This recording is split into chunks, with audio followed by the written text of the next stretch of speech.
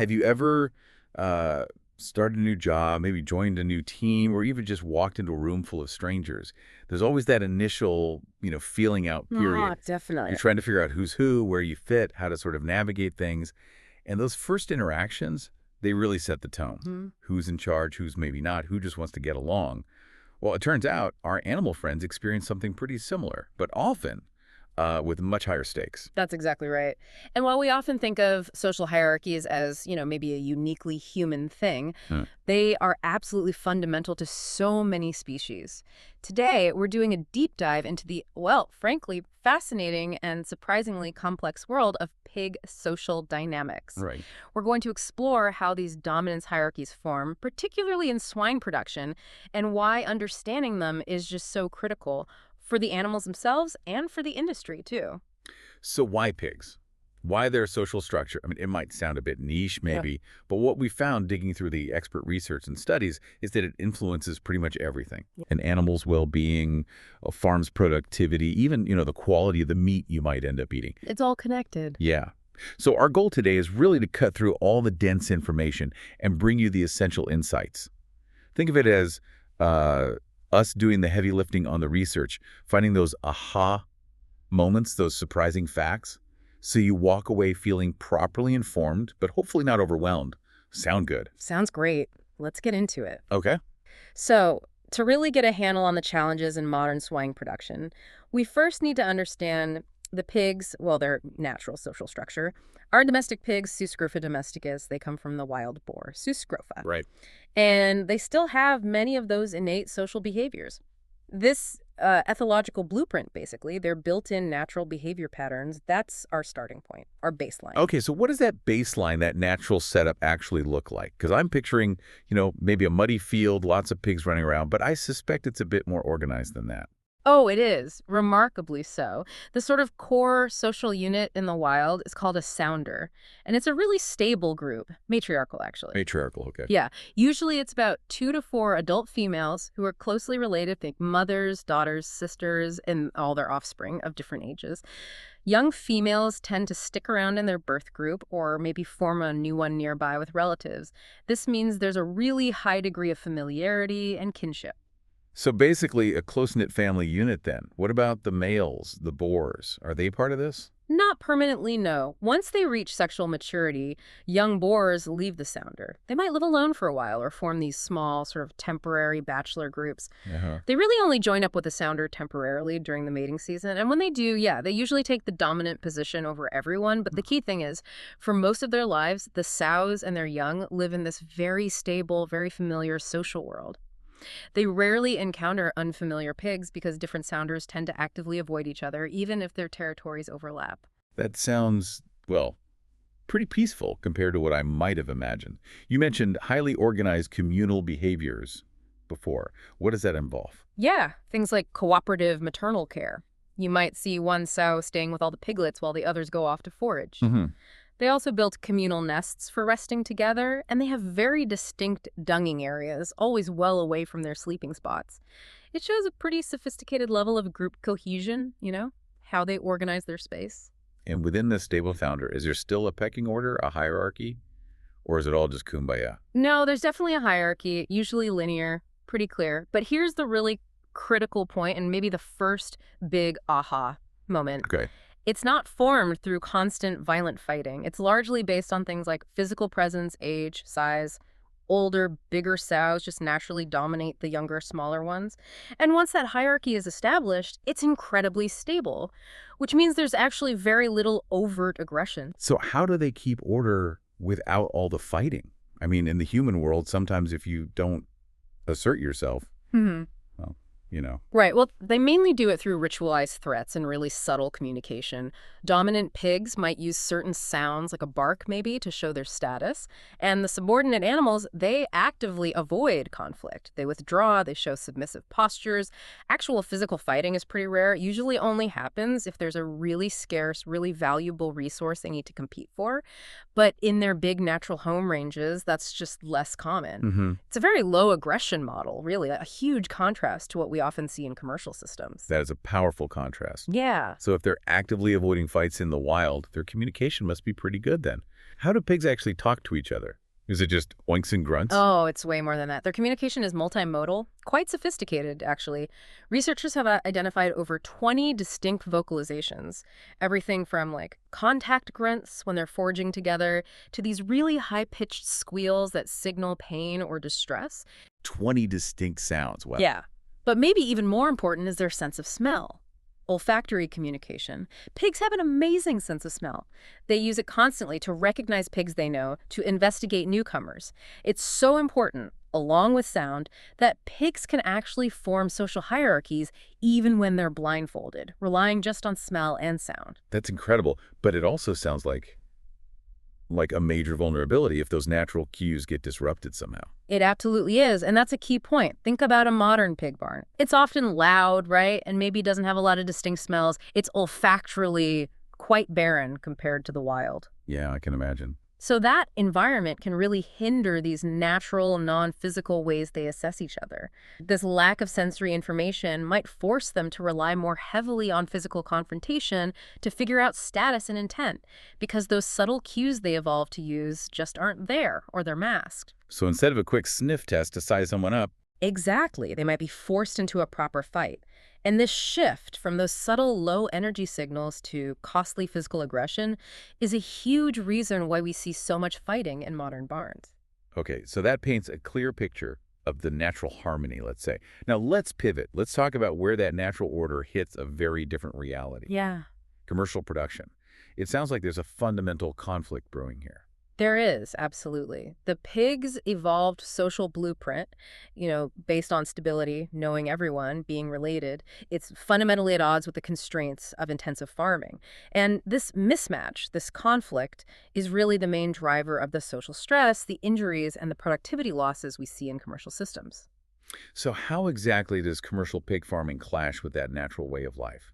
What are the biggest friction points that cause all this social stress? Well, it stems from common practices, things like early weaning piglets at maybe 3 or 4 weeks old instead of the natural 3 or 4 months. Big difference. Huge.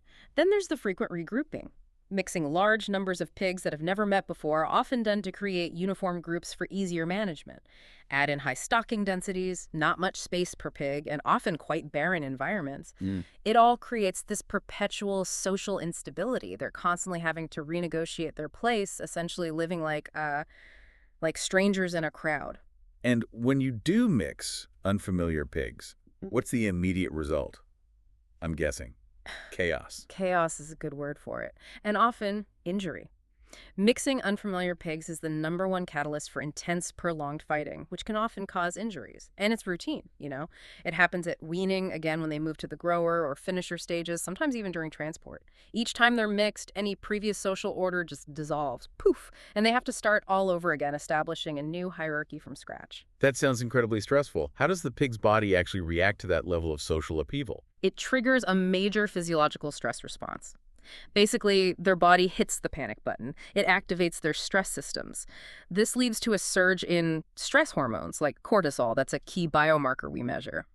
Now, short bursts of stress are normal, but when the conflict is sustained, this chronic activation can have really negative downstream effects. It impacts their immune function, their overall health, their productivity.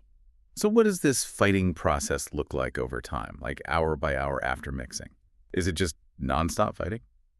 Not quite nonstop, but definitely intense at the start. There's a pretty predictable pattern, actually. The vast majority of the really serious fighting happens right at the beginning, within the first, say, 0 to 2 hours after mixing. That's the initial intense fills. Then, over the next roughly 2 to 48 hours, the fighting gradually decreases in frequency and intensity.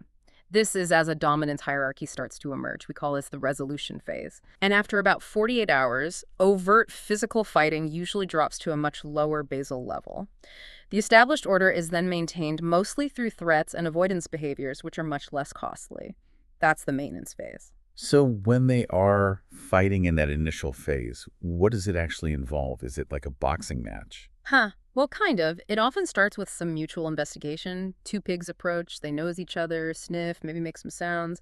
But that can escalate really quickly to physical stuff. Head-to-head pushing or head-to-body thrusts, ramming, pushing, biting. Ouch. Where do they usually bite? Mostly the head, neck, and shoulders. Those are the main targets. A fight typically ends when one pig gives up, Shows submission maybe by turning its body away or just running off. That sounds pretty brutal. Are there things that make it worse in some groups compared to others? Factors that amplify the aggression? Yeah, definitely. Several things. Genetics plays a part. Aggressiveness is moderately heritable, meaning it can be passed down. Some breeds, like large whites, are generally considered a bit more prone to aggression than others, maybe like Hampshires or Durocs. Interesting. And there's even evidence that dominant sows tend to have piglets that are more likely to become dominant themselves. Physical traits matter too, of course. Bigger, older pigs usually win fights and get higher rank. Okay, so if bigger pigs dominate, logic might suggest maybe group pigs of similar sizes together to stop the big ones bullying the small ones, less fighting, right? Well, here's where it gets really interesting and kind of counterintuitive. Prepare for a bit of a paradox. Okay. The common practice, done for management efficiency, of grouping pigs by similar weight. It actually creates the conditions for the most intense and prolonged fighting. Really? Because when pigs have similar competitive abilities, similar size and strength, neither one wants to back down quickly. Fights last longer, and the losers are more likely to try again, to retaliate, so you end up with more aggressive encounters overall, precisely because there isn't a clear difference that allows dominance to be settled quickly. It's a real management challenge. Wow, that's a crucial insight. So if similar size makes it worse, what about their early experiences? Does how they're raised affect how aggressive they are later on? Absolutely. Early life experience is huge for developing social skills. And one of the most effective proactive strategies we know of is early life socialization. Meaning commingling litters. Putting piglets from different litters together for a few days before weaning. This lets them learn social skills, figure out how to interact, how to resolve conflicts, and research shows this helps them establish dominance relationships much more quickly and with less violence when they're mixed later on. So aggression isn't just hardwired, it's partly learned. Exactly. It's a strategy, and early management can really influence how they learn to use it. And what about group composition? Say you add just a few new pigs to a big established group. Is that better or worse? That's generally worse. Introducing a small number of unfamiliar pigs into a large, stable group is particularly bad for the newcomers. They often get targeted by pretty much everyone already there, leading to really concentrated aggression against them. Right. The effect of the overall group size itself is a bit more complex. Very large groups might make it harder for a perfectly straight, linear hierarchy to form, but sometimes this can actually lead to more tolerance and less aggression overall compared to smaller groups where dominance is really fiercely contested for every single spot. Okay, so we talked a lot about the fighting itself, but what are the wider ripple effects? All this social stress, this instability, it must have consequences beyond just scratches, right? Oh, far beyond. The consequences ripple right through the animal's physiology, their overall well-being, and ultimately they hit the farm's productivity too. Social stress is a really potent biological force. It has tangible, often very costly outcomes. So apart from the obvious injuries, what are we talking about in terms of their welfare? Well, the most immediate things are the physical injuries, yeah? Skin lesions from bites and scratches. And these aren't just cosmetic problems. They're painful. They can get infected easily. In really severe fights, you can see deep wounds, lameness, sometimes even death. But beyond the physical toll, there's a huge impact on their psychological well-being. How so? Subordinate animals, the ones who consistently lose fights, often live in a state of chronic stress, maybe heightened fearfulness. This fear can spill over, making them wary of new things, new situations, which impairs their ability to explore and adapt. From an animal welfare standpoint, the pain, the fear, the frustration of being constantly defeated, that's a significant negative state for the animal to be in. And how does that chronic stress affect their bodies physiologically? You mentioned cortisol earlier. Right. Their stress systems get chronically activated. Remember, there's the fast fight-or-flight response, and then the slower, more sustained system for dealing with ongoing stress.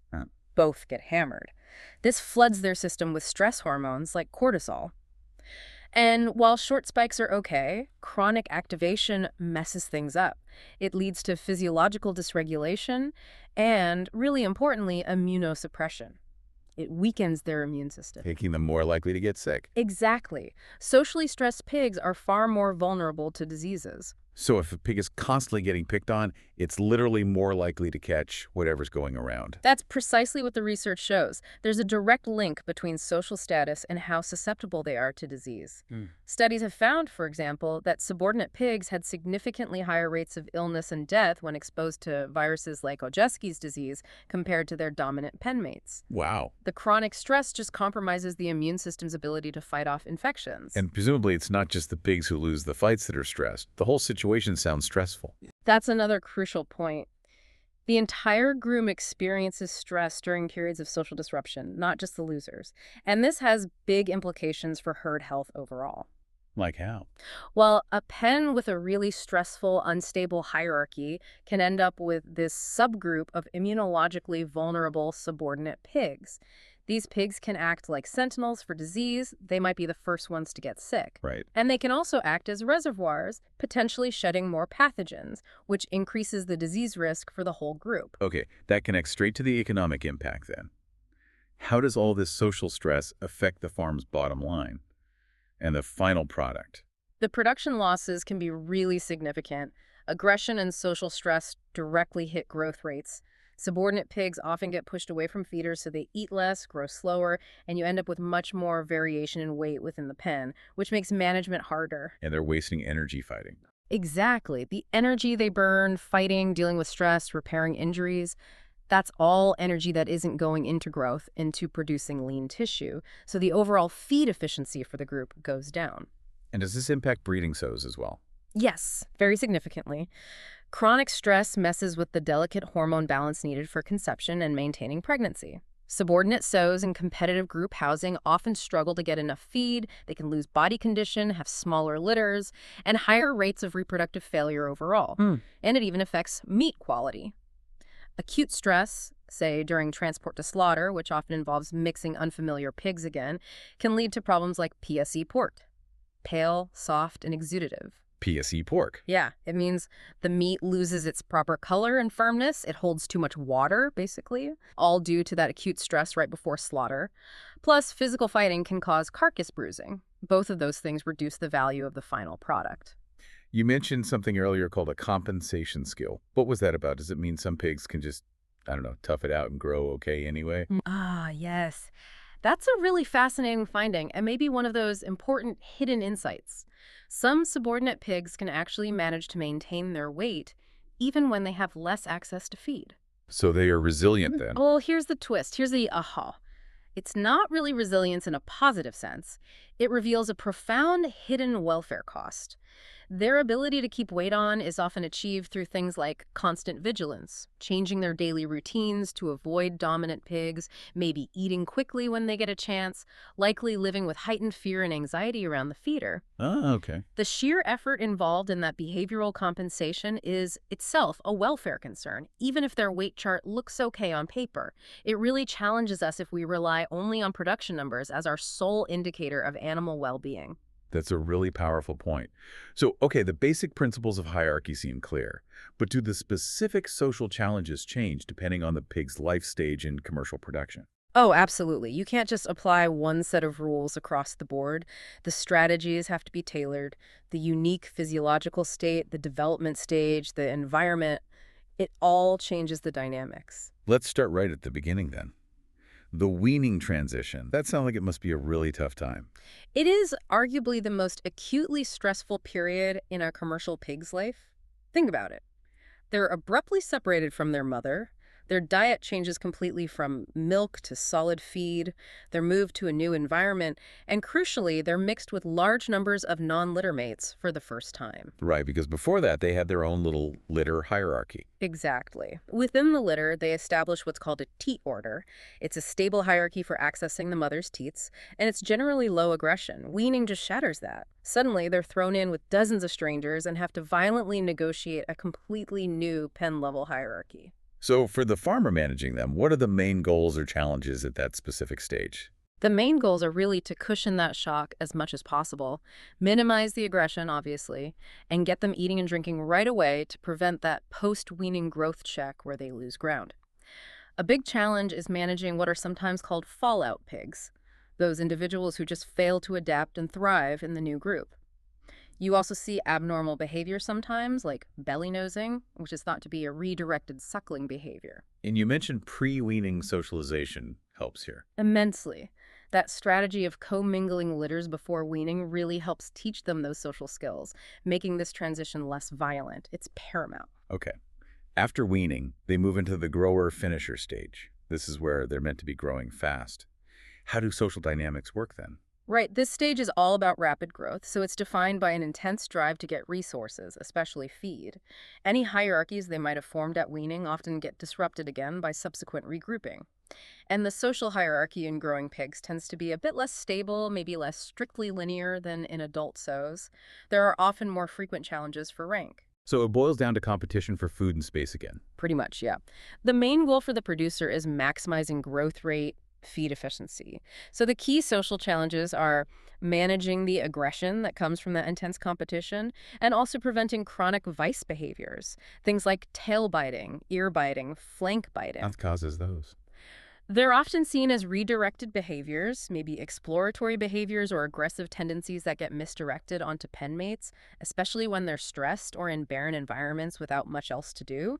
Insufficient space is a huge factor here, too. It directly links to slower growth and more skin lesions. And that paradox of uniformity mixing similar-sized pigs is really relevant at this stage, too. Got it. Okay, finally, let's talk about group house sows. Adult animals, bigger, stronger. I'm guessing the stakes are even higher. They really are. Adult sows are much larger, much stronger. They can inflict serious injuries on each other. Now, in stable groups, the hierarchies can become very rigid, very predictable. The main trigger for aggression in established groups is usually competition over feed, especially since they're often limit-fed to control their body condition. What about systems where sows are added and removed frequently? Those are called dynamic systems. And there, the social environment is constantly changing. You get repeated bouts of aggression every time new sows are introduced or others are removed. So for producers managing group house sows, what are the top priorities, the main challenges? Number one is definitely minimizing injury, especially when mixing. Protecting the younger, smaller, more vulnerable gilts first-time mothers from the older, more dominant sows is crucial. And then, of course, safeguarding their pregnancies. The stress from intense social conflict can absolutely compromise pregnancy. The choice of feeding system becomes incredibly important here. It massively impacts aggression levels. And producers often face this trade-off. Do they use a static grouping system, which means one really intense period of fighting when the group is first formed, or a dynamic system, which might mean less intense fighting at any one time, but it's more chronic, happening with each new introduction? Right, tricky balance. So given all these challenges across the different stages, what's actually in the management toolkit? What can farmers do to mitigate all this aggression? Because it definitely sounds like there's no single magic bullet. You are absolutely right about that. No magic bullet. It really requires a holistic approach and integrated strategy. You need to tackle the social factors, the physical environment, the nutrition, all driving the conflict. And the focus really needs to be on proactive measures, preventing the problems before they start. Okay, let's break that down. Starting with social and grouping strategies. What's the ideal scenario, the gold standard for preventing these issues? Well, the absolute gold standard, if you could do it, is to avoid mixing unfamiliar pigs altogether. Just keep litters together. Yeah, maintain litter integrity right from farrowing through to finishing. That completely eliminates the main trigger for fighting. Now, logistically, that can be really challenging on many farms, but it's the ideal. Short of that early life socialization we talked about, co-mingling litters before weaning, that is probably the single most powerful proactive intervention. It dramatically improves their social skills and reduces later aggression. That seems like a relatively small change with potentially huge benefits. What about managing sows specifically?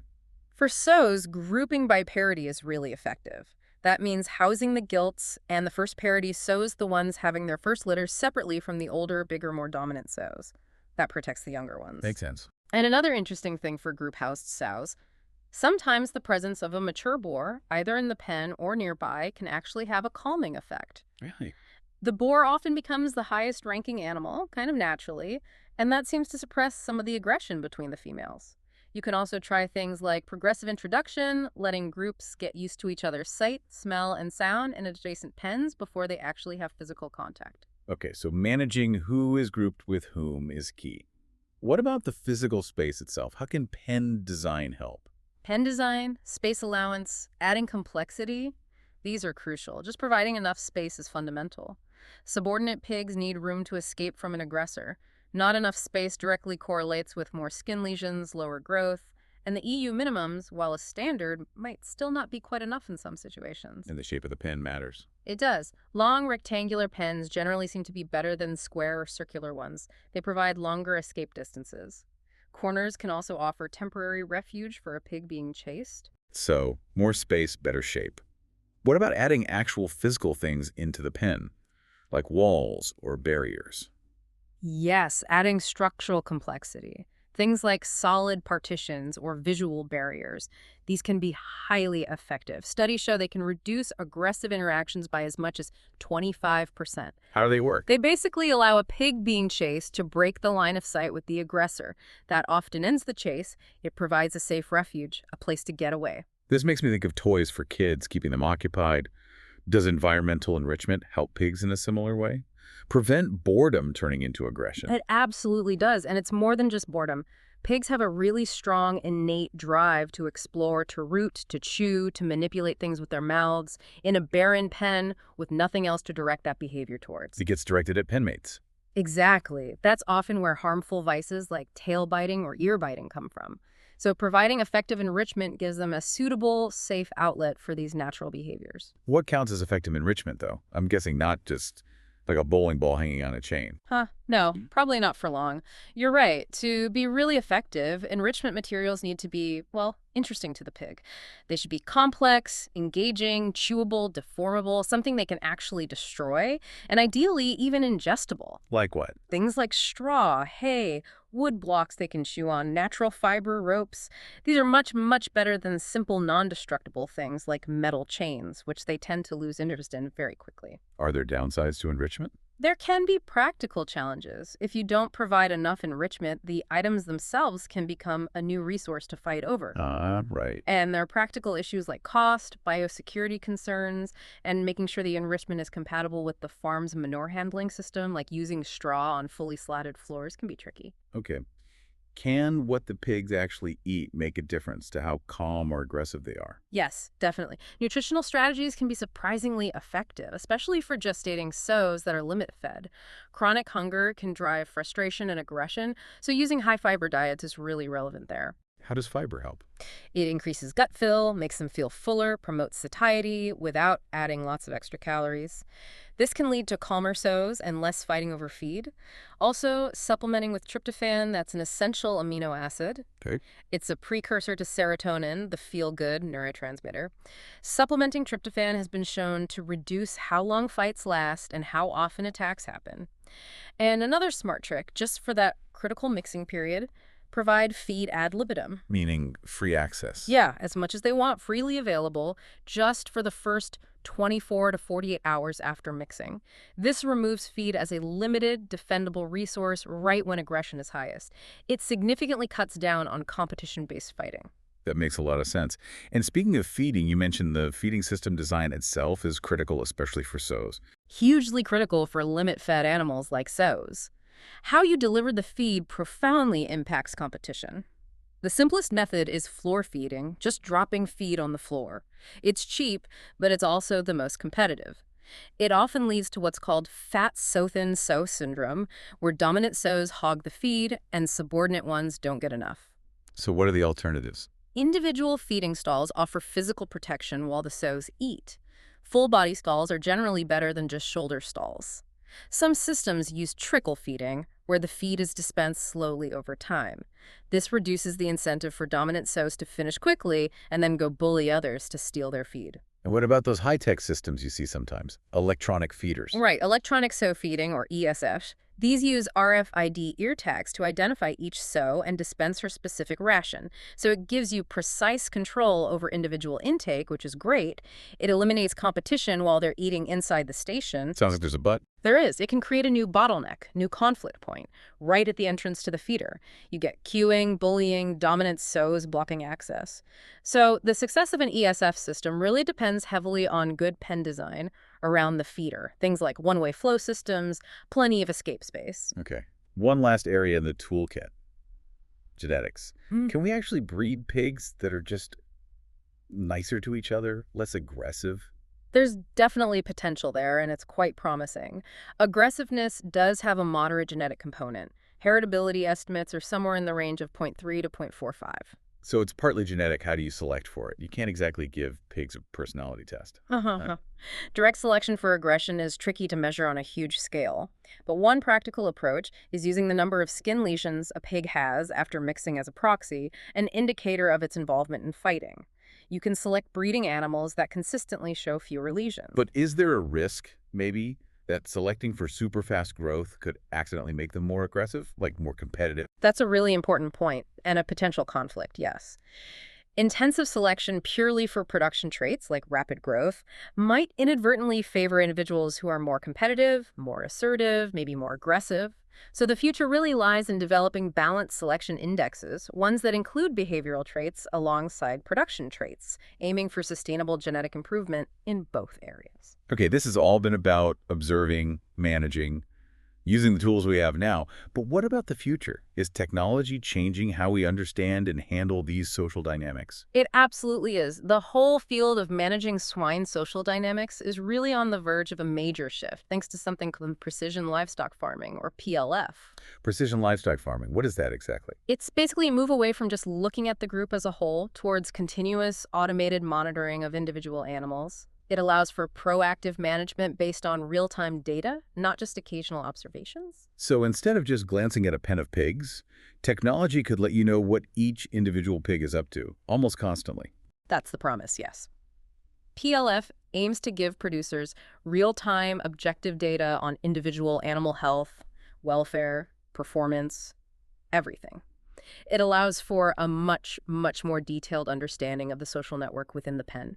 It helps farmers sort of maintain contact with individuals, even in really large systems. What kinds of technologies make this possible? What sensors are we talking about? It's quite a range. Vision systems are a big one. Digital cameras, sometimes 3D depth sensing cameras.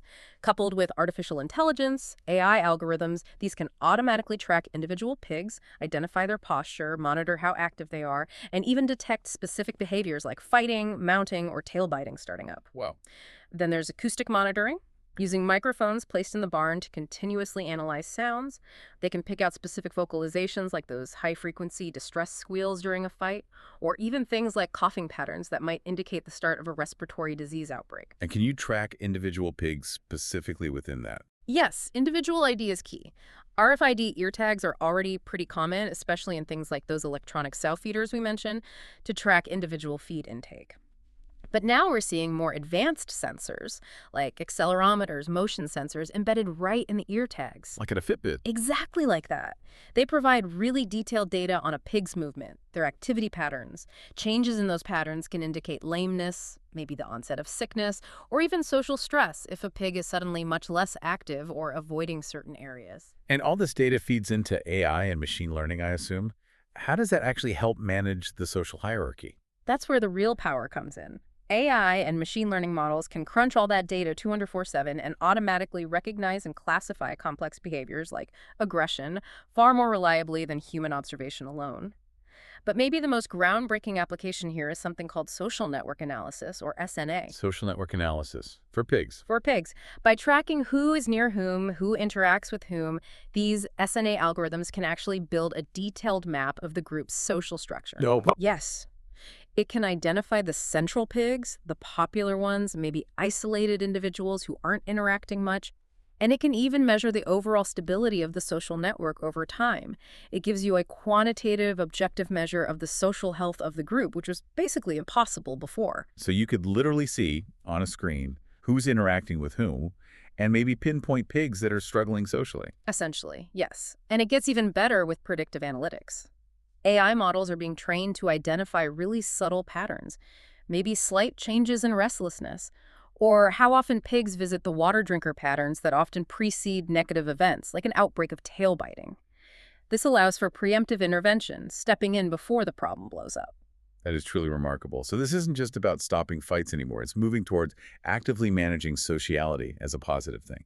That is exactly the vision. SNA doesn't just count negative interactions, it maps all interactions. Yeah. This allows us to identify maybe keystone pigs, individuals who seem to bridge different subgroups, promote cohesion, keep things calm. And get this, these positive social behaviors, things like tolerance, seem to be heritable too. So you could breed for niceness. It opens up that revolutionary possibility, using PLF data to actually select pigs that are genetically predisposed to being more socially compatible, better adapted to group living. This all sounds amazing, almost sci-fi. Ah. But are there downsides, limitations, hurdles to overcome? Oh, for sure. It's still emerging technology. The initial cost of setting up these systems can be very high. Barn environments are tough on electronics, dust, moisture, ammonia. It challenges the durability of the equipment. Right. And perhaps the biggest challenge right now is what's called the data-to-decision gap. These PLF systems generate massive amounts of data. Many producers simply don't have the time or maybe the specific expertise to dive deep into that data and figure out what it all means. So you need better software to make sense of it all. Exactly. The business intelligence software, the user-friendly dashboards that translate all that raw data into simple, actionable alerts or recommendations, that's still developing. And there's also a valid concern, If we rely too much on technology, does it reduce the essential time that skilled stock people spend directly observing their animals, using their own experience and intuition? That's a fair point. But the potential for the future still sounds absolutely transformative. It really is. The ultimate goal is to have integrated platforms. Platforms that combine data from multiple sources, video, sound, feeding behavior, maybe activity sensors, to create a kind of holistic, real-time welfare score for every single animal. This could enable fully automated, individualized management actions. Like the system automatically identifies a pig showing early signs of illness or social isolation and gently sorts it into a separate hospital or recovery pen. And perhaps most importantly, by giving us objective, high-throughput ways to measure complex behavioral traits, PLF will be indispensable for the genetic companies. It will help them breed the next generation of pigs that are not only highly productive, but also behaviorally and psychologically much better suited to living peacefully in groups. The main bottleneck isn't the sensors anymore. It's the smart, user-friendly software to turn all that data into practical wisdom for the farmer. Okay, so let's try and bring this all together. For you, our listener, listening to all this, what's the absolute core understanding, the main takeaways you should have about pig social dynamics after this deep dive? I think the core understanding is this. There's a fundamental mismatch. A mismatch between the pig's natural social biology, which evolved for stable, familiar, related groups with low aggression, and the realities of many modern production practices. That mismatch is the root cause of the intense fighting, the injury, the stress, and the productivity losses we've been talking about. And the solution isn't simple. It's not one thing. It sounds like it demands a multi-layered, really proactive approach. It absolutely does. Success hinges on integrating everything: genetics, social management, the physical environment, nutrition. Considering all these factors at every stage of production, it's really got to be about preventing conflict in the first place, not just reacting to the consequences. So for you listening, here are some key takeaways we've distilled from this. First, and maybe foremost, prioritize stability. Wherever you possibly can, minimize the mixing of unfamiliar pigs. That's probably the single biggest lever you can pull. Second, invest early. Focus on that pre-weaning socialization. Commingling litters for just a few days before weaning pays huge dividends later by teaching piglets crucial social skills. Third, smart design matters. Make sure there's adequate space. Build in structural complexity barriers, partitions, design feeding systems thoughtfully to minimize competition. Even simple changes in pen layout can make a really big difference. Fourth, enrich the environment. And think of this as a necessity, not a luxury. Provide effective enrichment, things like straw, wood, ropes, things they can actually interact with. It provides that vital outlet for their natural behaviors and helps prevent harmful vices. Fifth, don't forget nutritional support. Using high-fiber diets for sows can promote calmness by increasing satiety. And for all pigs, supplements like tryptophan might help support calmer behavior, especially around stressful events like mixing. And finally, number 6. Embrace data. Start to understand the potential of precision livestock farming. These technologies can provide early warnings, help fine-tune management day-to-day, and ultimately move us towards a future of more proactive, individualized animal care. Wow. What an exploration that was. We've really gone from the Well, the elegant, natural social order of wild pigs, through the complex challenges of modern production, Yeah. and into these really innovative solutions emerging, touching on everything from genetics to AI, it really highlights not just the science, but also gives you a deeper appreciation for animal welfare and that intricate balance within our agricultural systems. It really does, and it makes you think, doesn't it? Considering how absolutely critical these stable social structures are for a pig's well-being, for their productivity, how might applying some of these deep ethological insights to other social animals, maybe even, dare I say, humans, reshape how we think about our own group living? That's a fascinating thought. And what might be the invisible costs, maybe, of our own social disruptions, the ones we currently overlook? Definitely something to ponder. Thank you so much for joining us on this deep dive. We really hope you'll continue exploring this fascinating intersection of animal behavior, technology, and welfare.